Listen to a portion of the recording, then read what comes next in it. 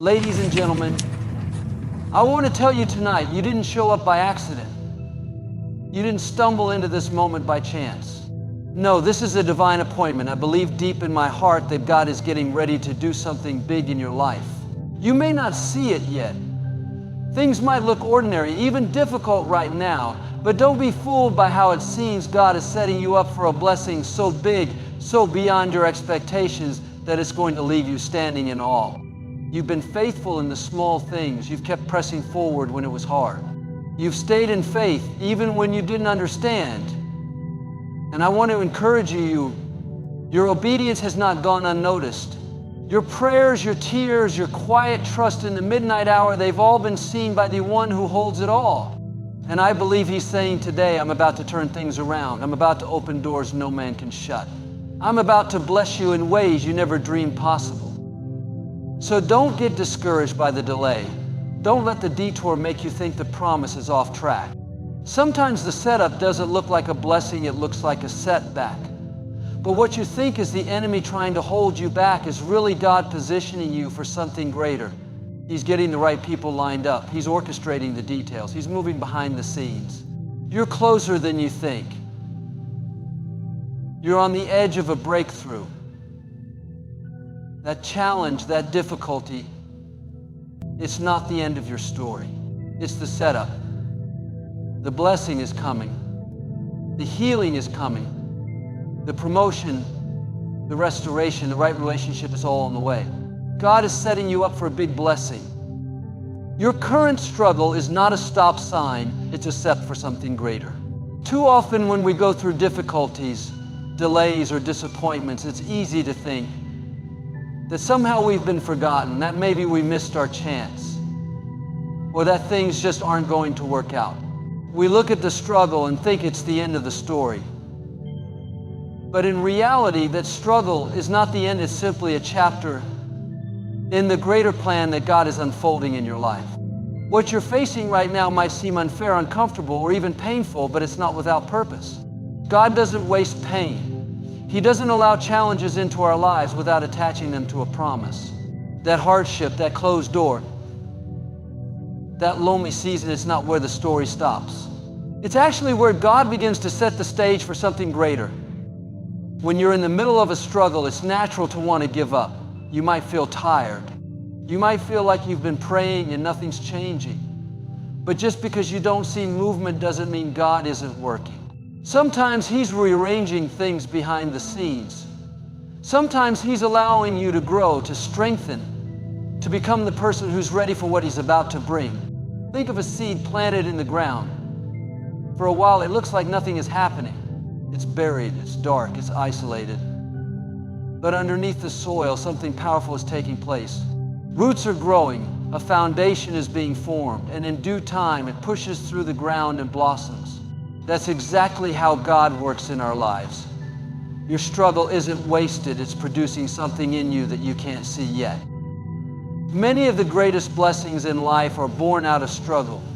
Think about the people in Scripture who went through difficult seasons before stepping into their purpose.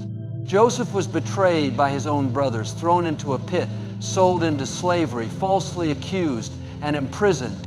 From the outside, it looked like one setback after another.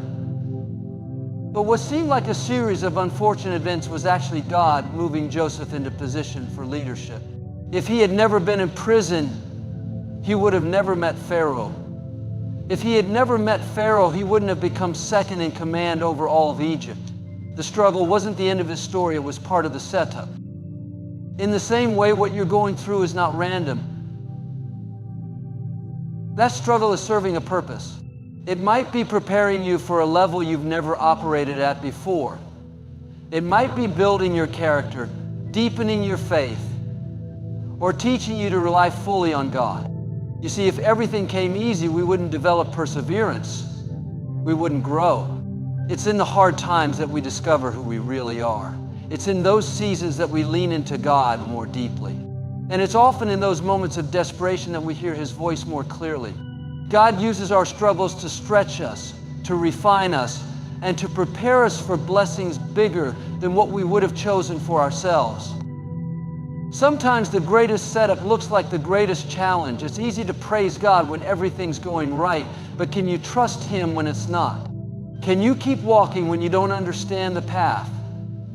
The enemy wants you to think the struggle is a stop sign that it's over, that it's not worth it, that nothing's changing. But God is saying, I'm still writing your story. Don't stop now. What I'm preparing you for is greater than what you're leaving behind. Your struggle is not a sign of abandonment. It's a sign of preparation. It's God getting you ready, molding you, shaping you, and strengthening you for what's next.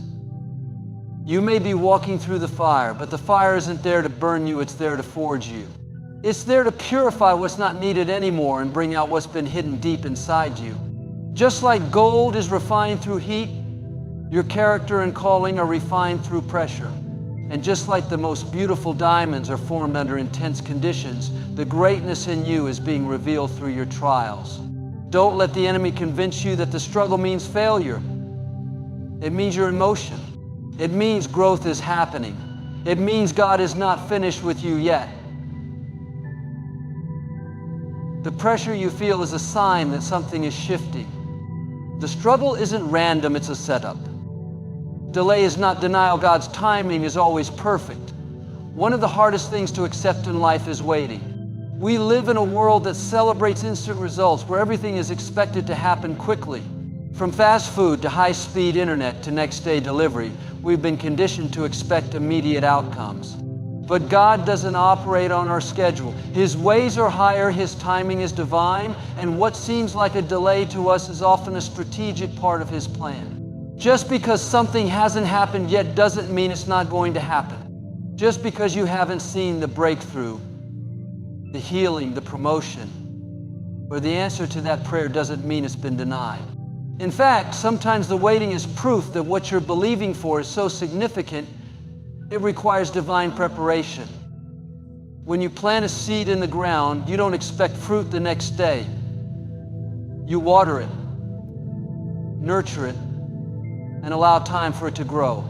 Likewise, God plants dreams and promises in your heart, and those dreams take time to develop.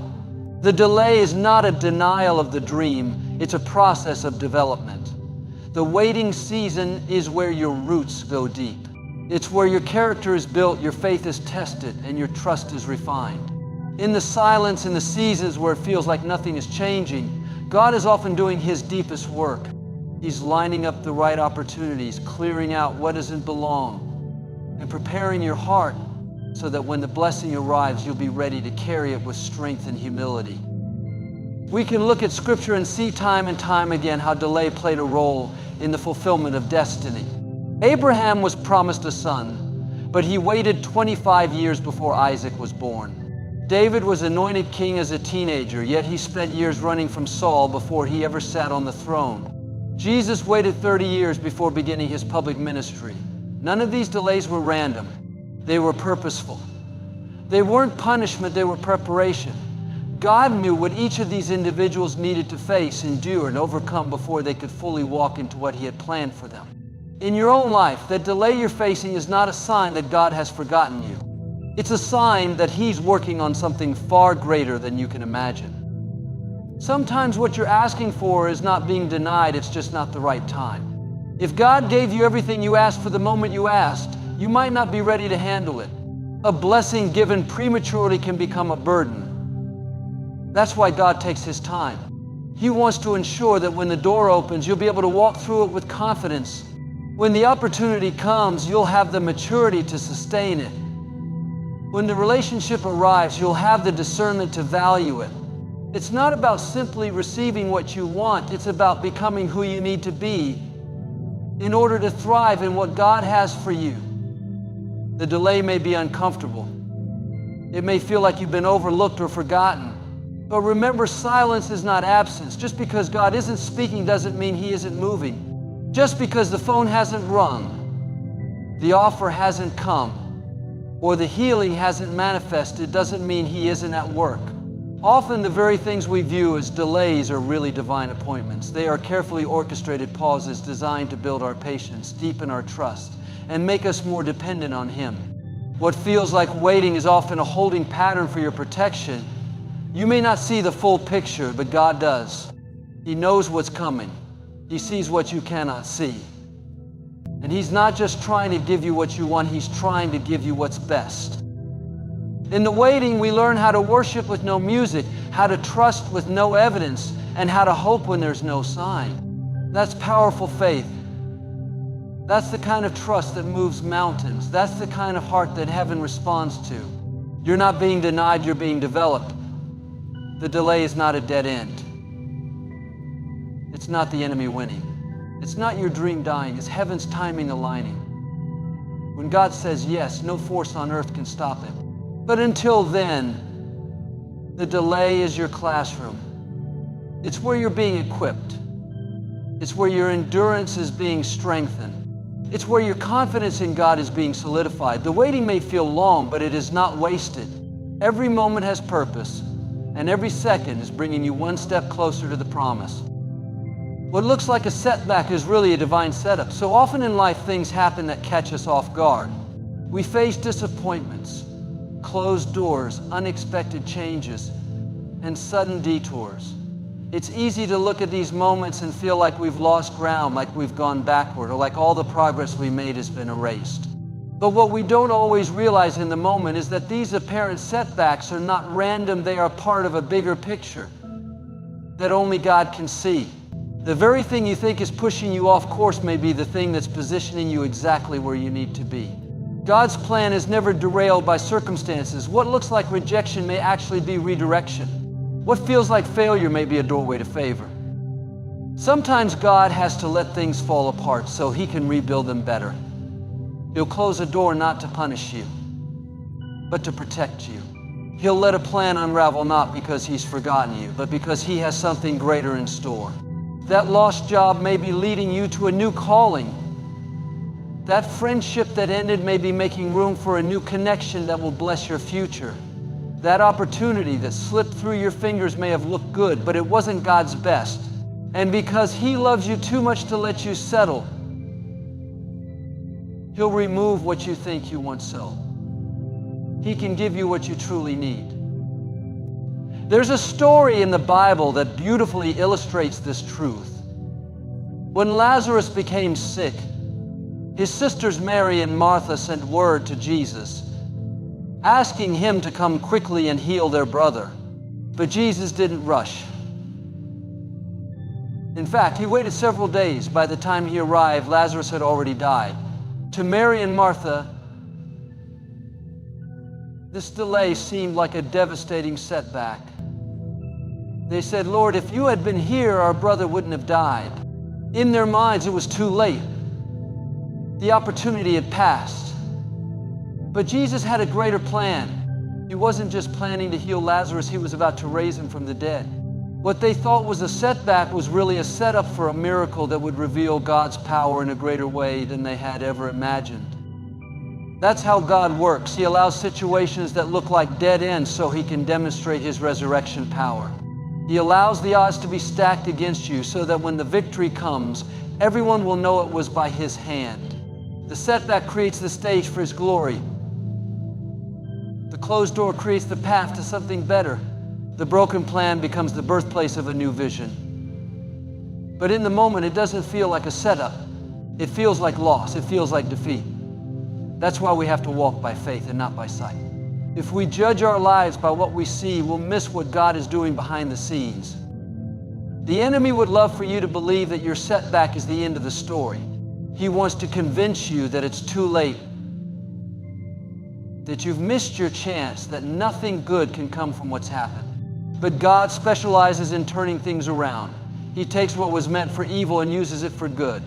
He restores what was lost. He multiplies what was broken.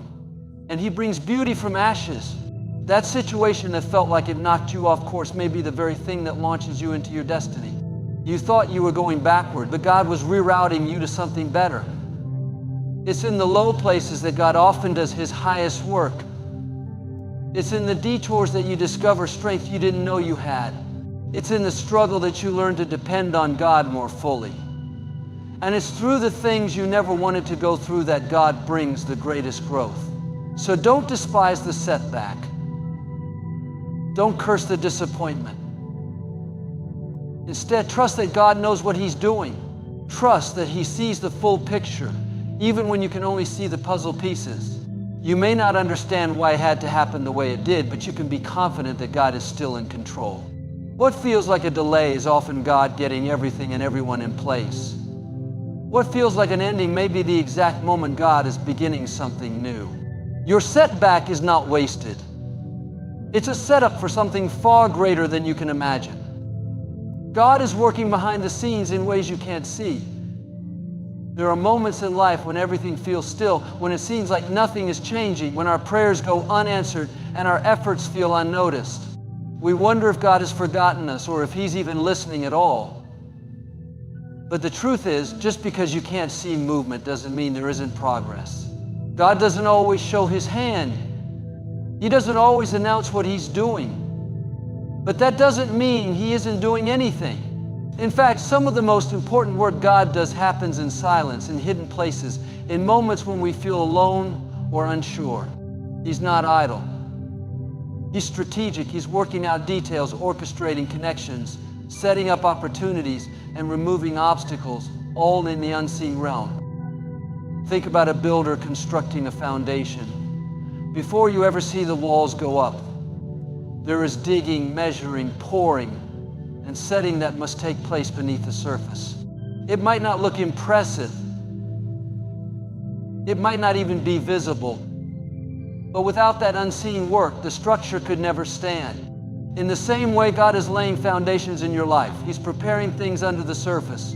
He's dealing with things in your heart, preparing people to enter your path, guiding situations to intersect with your journey. It may feel like nothing is happening, but in the spiritual realm, things are shifting. Angels are being dispatched. Favor is being aligned. Doors are being crafted that will open in due time. So often we want to see evidence before we believe. We want to see the clouds part, the answer come, the door open. But faith is about believing even when you can't see. It's about trusting that the God who promised is faithful to complete what He started. When you live with that kind of faith, you stop being shaken by silence. You stop letting the lack of evidence define your level of trust. You begin to understand that the silence doesn't mean God is absent. It means He's working on something that requires your patience. If He showed you everything, it wouldn't require faith. But He wants to build your faith because faith is the currency of the kingdom. It's what moves mountains, opens doors, and releases miracles. There are countless stories in Scripture where God worked behind the scenes to bring about something miraculous. Look at Esther. She was a young Jewish woman living in exile, chosen to be queen in a foreign land. At the time, it may have seemed random, like she just happened to be in the right place at the right time. But behind the scenes, God was setting her up to save her people. He was placing her in position, orchestrating events, preparing hearts. When the time came, she was ready to step into her moment of purpose. But none of that would have been possible without the silent, hidden work of God in the background. What looked like coincidence was actually divine coordination. The same is true for you. That conversation you had that led to a new opportunity wasn't by accident. That job you didn't get may have been God's protection. That move you were hesitant to make might be the very thing that brings you into alignment with your destiny. God knows the end from the beginning. He sees around corners you can't see around. He hears conversations you're not in. He influences decisions that you may never even be aware of. And He does it all while you're simply being faithful in your daily life, trusting Him one step at a time. Sometimes we think the only miracles are the big, flashy moments when something incredible happens in plain sight. But many of God's miracles begin in quiet obedience, in prayers whispered in the dark, in tears cried when no one is watching. Those moments matter. They are heard, collected, remembered by the God who never slumbers or sleeps. You may feel like you're walking through a dry season, but God is working. You may feel like you're stuck, but God is moving things on your behalf. You may feel like nothing is shifting, but heaven is aligning something new. The beauty of trusting God is knowing you don't have to figure it all out. You don't have to see every step. You just have to stay faithful where you are. Keep praying, keep believing, keep showing up with expectation. Just because it's not visible doesn't mean it's not valuable. Just because you can't trace His hand doesn't mean you can't trust His heart. He is at work in the silence. He is preparing the way even when the road looks unclear. He is doing things in the background that you'll look back on one day and say, only God could have done that. Stay faithful in the small things. Promotion comes through obedience. It's easy to get excited about big dreams, about the promise of promotion, about stepping into something great that you believe God has for your life. But often, before the big opportunities come, there are small, hidden, ordinary assignments where God tests your heart, shapes your character, and builds your foundation. The truth is, the path to promotion is not always glamorous. It's paved with consistency, humility, and a willingness to do what no one else sees. It's waking up every day and showing up with integrity even when it feels like nothing is changing. It's doing the right thing even when no one is watching. The small things may seem insignificant, but they are sacred in God's eyes. He watches how you steward the little before He entrusts you with more. David was anointed to be king, but before he ever wore a crown, he was out in the fields tending sheep. That was his assignment. It wasn't prestigious. It wasn't public, but it was important. And David did it with excellence. He wasn't grumbling, complaining, or cutting corners. He took his role seriously, protecting the sheep, playing his harp, writing songs to God. That season in the pasture prepared him for the palace. The skills he developed while no one was watching became the strengths he relied on when everyone was looking. His faithfulness in the small was the key that unlocked his promotion to the throne. Jesus Himself taught that whoever is faithful with little will be entrusted with much. That's not just a nice saying, it's a spiritual principle. God looks at your attitude when you're asked to do something simple.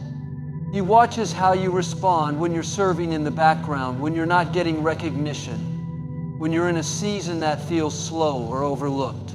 It's in those moments that your character is being tested. Will you remain grateful when the assignment isn't glamorous? Will you keep giving your best when it feels like you're not being noticed? Will you obey even when it doesn't make sense? Sometimes we get frustrated because we're praying for big breakthroughs, but we're not valuing the daily responsibilities right in front of us. We want the promotion, but we don't want the process. But God uses the process to prepare us for the promise. He sees what others don't see.